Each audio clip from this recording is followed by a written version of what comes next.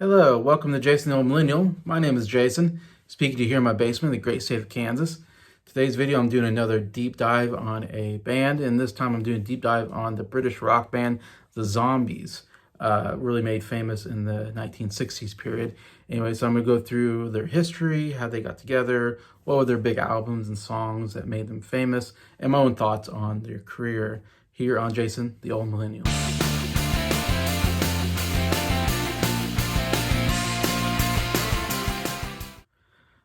Hello, everybody. Hope everybody's doing very well here on a Sunday afternoon. Hopefully, in America, you're watching American football.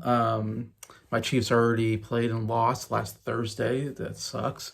So I don't have a team to watch today, but I'll be interested to see who's winning and all that. It's always fun. The NFL season's here, which is great. It's fun to see what happens. Anyways, but on to that. Going to do a deep dive on the Zombies, a band I really wanted to do for a while, a band I didn't know that much about, and I just knew when I was growing up and I was listening to oldies station when I first kind of got into music, and I was really into the Beatles, so I was really into the 1960s, British rock era of music, and this is a band I remember hearing on the radio many times. With Time of the Season, She's Not There, Tell Her No, or some incredible songs that were on the radio a lot. And I remember just always really liking the Zombies.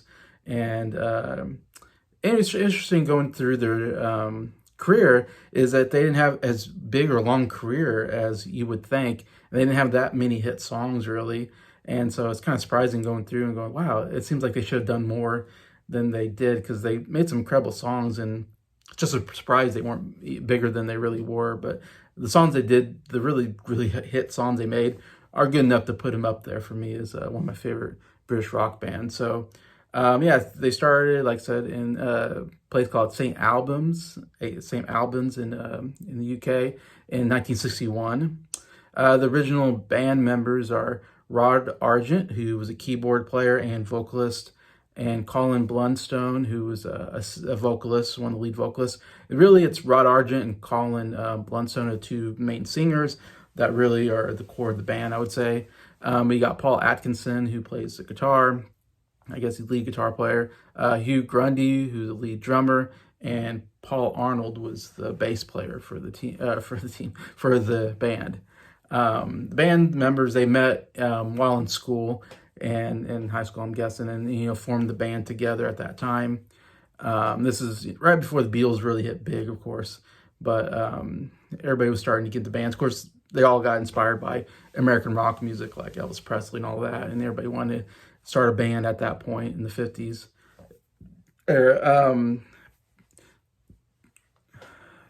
Paul Arnold, the bassist, is the one who came up with the name the Zombies, and all I saw in the research was just that it was kind of a cool, unique name that nobody else had, and he thought it was a name that nobody else would probably come up with. So it's a little Zombies. It's very horror type of genre.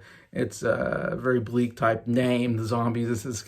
It's probably not your typical name for a rock band, but still a very cool name. I really like the name the Zombies. So it's a good name he picked up and made famous, so nobody else took it, of course. And but it's funny because Paul Arnold, the bass player, he came up with the name the Zombies, what they started off, but he wasn't in the group that long. Even though he's the starting bass player, he actually was the first one to lead the group to go become a physician. So he went back to school, or he's going to school, getting a degree and being like a doctor. So then they replaced him with a guy named Chris White, who then played bass for them for the rest of kind of the 60s period and onward. And so they started together as a band, playing at different places, competing. They had usually these band competitions, and at a certain band competition sponsored by the London Evening, they won it. They won this competition, and so people were there, I guess, listening to the bands and record execs or whatever. And someone liked, they won it. They did really well, good job. Someone liked what they heard, so they signed them on to Decca, signed a contract. So it's one of those things where just, obviously they had something there. They had talent, and they worked together probably for a while since they were all in school together. and they just, came up the ranks and won competition. And it's one of those things where, right people were there to hear them, and that's how they got their start, pretty good start for them. So this now, like I said, they started in 1961, so now we're getting to 1964 when they're now signed on to Decca Records and working on some singles to try to get a hit song out there, and then usually get a hit song, and then you build a album around that hit song if you can get a hit song out of there. And so they did get a really big hit song, and that was a song called She's Not There, which went number 12 in the UK, and it was their only top 40 hit in the UK, which is kind of somewhat shocking. I mean, they had some other really great songs I'll talk about, but and that's one of their big ones. That's definitely one of their most well-known songs, and one of my favorites as well. But so it's kind of surprising it only went number 12 and wasn't a top 10 hit, or even number 1. It was so good. But yeah, only top 40 hit they had in the UK. It did much better in the US. It went number 2 in the US. So I mean, really, really, really huge hit song here in the United States in 1964, which I'm talking about, that's a big year. That's when the Beatles came in. So it's probably, I would be guessing, the Beatles first came in with all their hits, came to the United States in February of 1964, February 9th to be exact, and played at Sullivan Theater. And then after the Beatles hit it big, then everybody wanted more British rock bands. They were the hit thing at the time, because we need more. The Beatles could do it. There must be more great British rock bands out there that can make money. And so I'm sure that's why a lot of the Zombies were getting big here in the U.S. Because of the Beatles, would be my guess on all that. But then they had a second single called Tell Her No, which also went number 6 in the U.S. So again, these British rock bands are doing really well in the United States, and here they're not doing so well. I mean, like I said, Zombies aren't doing nearly as well in the UK, surprisingly, but in the United States, I'm guessing we just couldn't get enough of British rock bands after the Beatles. And so, and these are 2 really good songs. I mean, like I said, two of their best songs here, She's Not There and Tell Her No, Tell Her No. So they're both top 10 hits here in the US. Based off of that, they came up with an album in 1965 called Begin Here. And the big hit on there, She's Not There. For some reason, Tell Her No wasn't on the album, which is very, disappointing. But I mean, we've seen that happen a lot with British bands, where they come up with singles and they'll put the singles in albums. With the Beatles did that, and I'm sure other rock bands probably did that as well, which sucks now, trying to collect records and being like, man, I just wish their hit songs were on the record, not just singles. So a little bit of missed up there, not putting Tell Her No on there. But obviously, yeah, She's Not There, definitely the best song on Begin Here.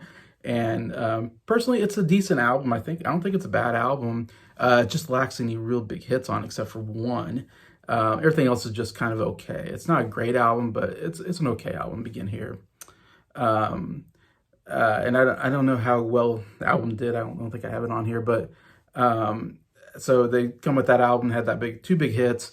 So coming up with some more songs, they put out some more songs out there, but none of their songs were doing well. In 1966, usually, you make an album a year at this point in the 1960s. I mean, the Beatles were putting 2 albums out a year between, 1964 and 1965. They were putting 2 albums both those years, and plus you got 63 and then 66. So it was, usually that's what you want to do. You want to just keep going, putting more and more output out there. The record company wants to make, as much money. They want to hit the iron while it's hot. So, they want to get more stuff out there while you're popular. So it's interesting. I'm sure they wanted to get an album out in 1966. That was the plan. But all the singles they were putting out there at the time, none of them were charting at all. So the record company decided not to put an album together for the Zombies. They didn't think they had enough good songs to put together to put a hit record out, evidently. So no album came out. And the Zombies were getting very frustrated by this. I mean, they were putting out these singles. I guess, it wasn't doing well here in 66, 67 even. They weren't marking any more big hits. And it seemed like Decca wasn't, putting their faith in the band and trying to put albums out. And so, or not promoting them right. I don't know. But there definitely was, Zombies were not happy with what's going on there, Decca. So they end up breaking away from Decca and signing on with CBS Records in 1968. In 1968, they put together their second album, Odyssey and Oracle. what was interesting about it, so they put out this album. It's considered today one of the greatest albums of all time. I mean, it's on any album list. Um, I did a list on SoundLab Studios channel, or no, they did on my channel. Sorry, I did a live stream on my channel with Garrett, Nick, and Breyer, and we did 50 essential albums, 60s, and this made it into our 50 essential albums. And I totally agree. We did a album review on SoundLab Studios of this album, and we all agreed it was like a 9 out of 10 album, at least, if not 10 out of 10 album. I mean, it is a really great album, and it's funny. It's one that I didn't care about the first time I heard it, because it really lacks like any big hits. It has one big hit song, that's "Time of the Season," which is one of the greatest songs of the 1960s. I mean, it's just an amazing song. And the Zombies were so great because they had that piano organ or keyboard organ thing sounded great, and their songs, and the singers great vocals, and they were good at getting these high registry vocals on these songs with "Tell Her No," or "Tell Her She's Not There." They really hit some real high notes in that. And "Time of the Season" was just a very interesting, because right now we're getting to the psychedelic era. So when they came in, they're coming into that British invasion era, rock era, and then when we get to 1968, now they're kind of getting a little more psychedelic type, and so their songs are a little more experimental. "Time of the Season" is just an awesome song, just the structure of it and everything, and it's just an incredible song if you haven't heard it. It's really Odyssey and the Oracle. I call it the Baroque pop album from the Zombies, because it has this very Baroque feel to it. The piano in it has a very Baroque style to it, and I actually love it. Like, first I think I was kind of turned off, like I'm not sure about this Baroque feel, but the more I listened to the album, the more I was liking it and loving it. Now it's a great album. I love the Baroque piano feel of a lot of the songs on it anyways. And like I said, "Time of Season," absolutely amazing song that came off of that album anyways. At the time though, it wasn't received that well, which is one of those things that's kind of surprising, where it didn't take off right away. It seems like much later before it got the recognition it deserved, which is too bad, because this would be the kind of last album we get from the Zombies for a really long time. They only put out 2 albums in the 60s, which is just crazy. Like I said, Begin Here and Odyssey and Oracle. And it's crazy because Odyssey and Oracle, such a great album, they should have made more. I mean, it just feels like we're robbed so many opportunities of good music from this band, from what they put out. Like I said, because they were just, again, they basically quit right after this album because it didn't do very well.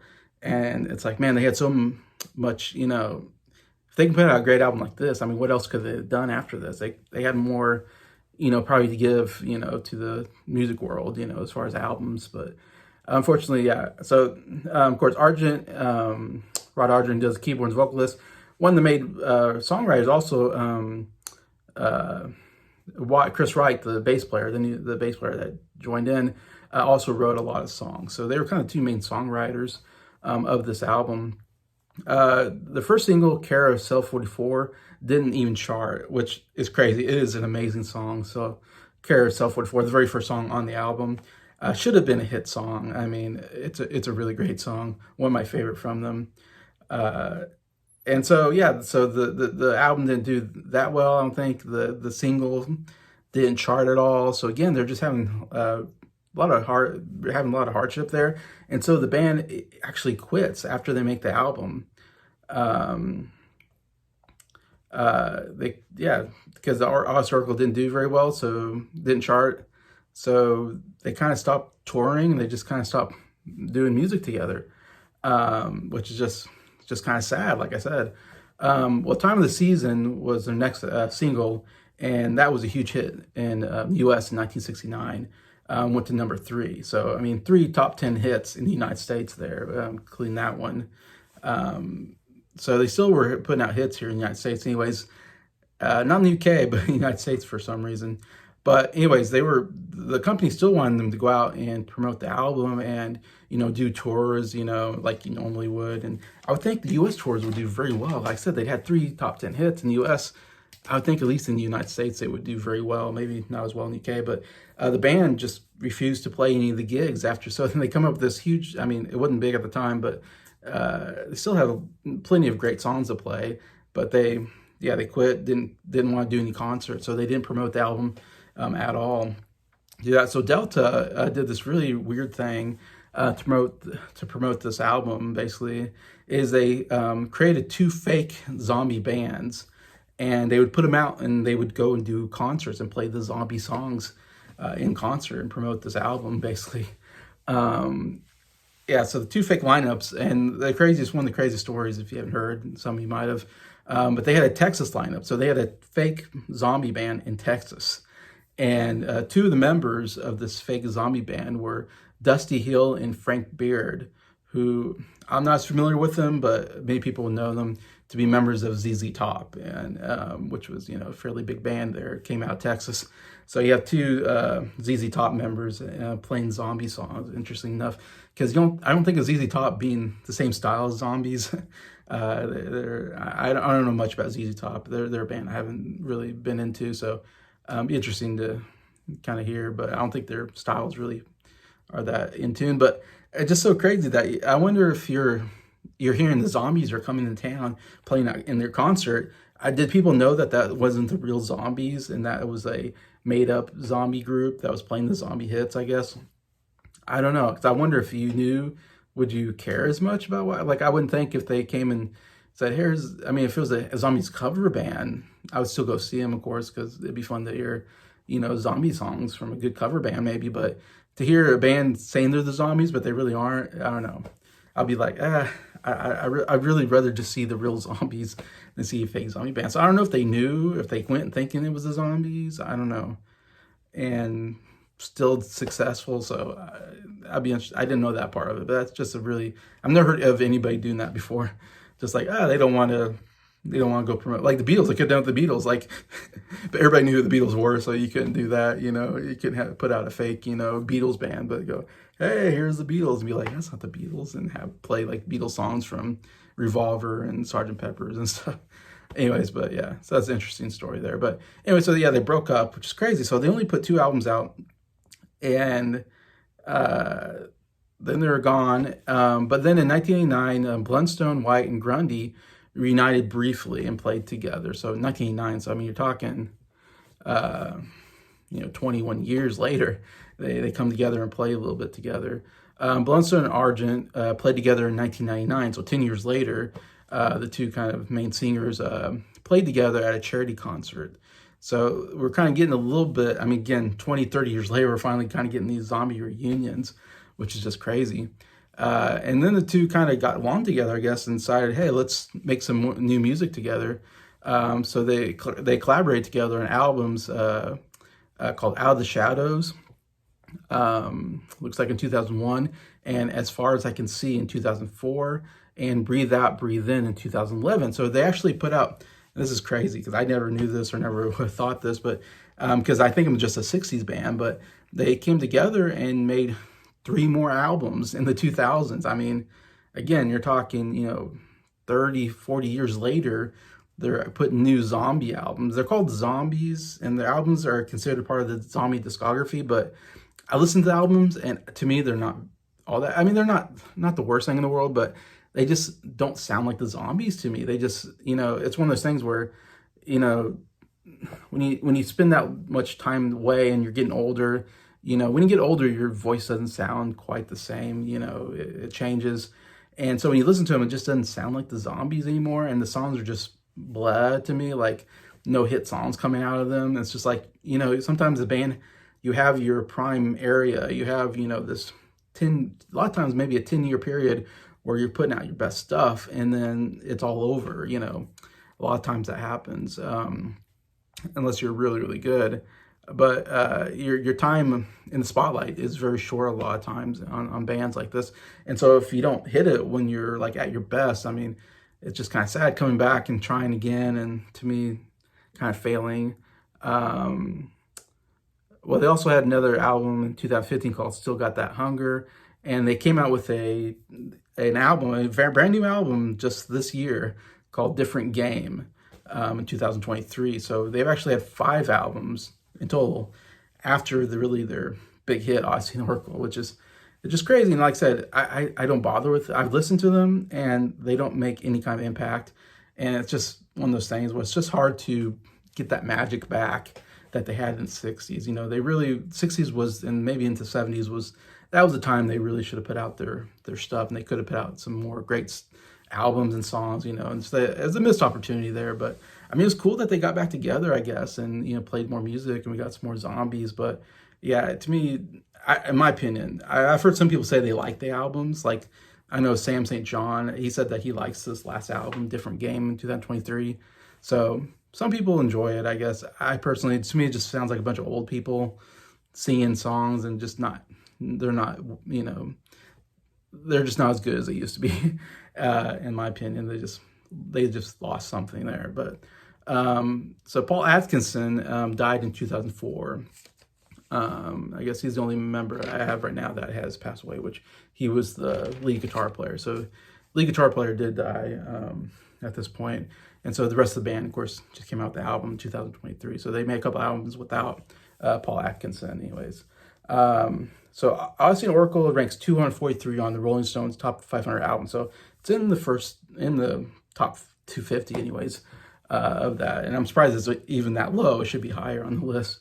And they were inducted into the Rock and Roll Hall of Fame in 2019. So took quite a bit of time, you know, for a 60s. But then again, it makes sense because they really don't have the output of some of the big bands of the 60s, you know, of even the Rolling, you know, Beatles, Rolling Stones, the Hollies, you know, put out a lot more, you know, big hit songs, Led Zeppelin, The Who, you know, you can go down the line. Those bands definitely put out way more big hits during that time period. So, you know, it's one of those things where I think the Zombies could have been much better if they didn't break up.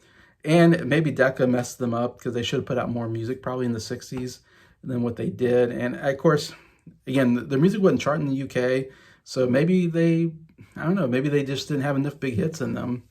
And that was all they had was those. But I said Odyssey and Oracle is just a great album. So, and those should have been big hits. But I don't know, it's one of those weird things where it's like, Zombies, I think it's a great band, yet they didn't produce a lot of great, they produced only one great album and not really a lot of great music, which is just too bad because I think they could have been much more. But anyways, that's just my opinion on them. Anyway, so yeah, that's the Zombies for you. Please feel free to comment. What do you think about the Zombies? what's your favorite album? I know what it should be. What's your favorite song? Whatever, you know, any thoughts you have on Zombies, I'd love to read them in the comments anyways. And I'll be doing a top 10 favorite zombie songs, you know, probably next week to conclude this deep dive anyways. But yeah, so thank you to anybody for watching this video. Thank you for liking it. And thank you to all the subscribers for supporting the channel. I appreciate you all and I hope you have a good day.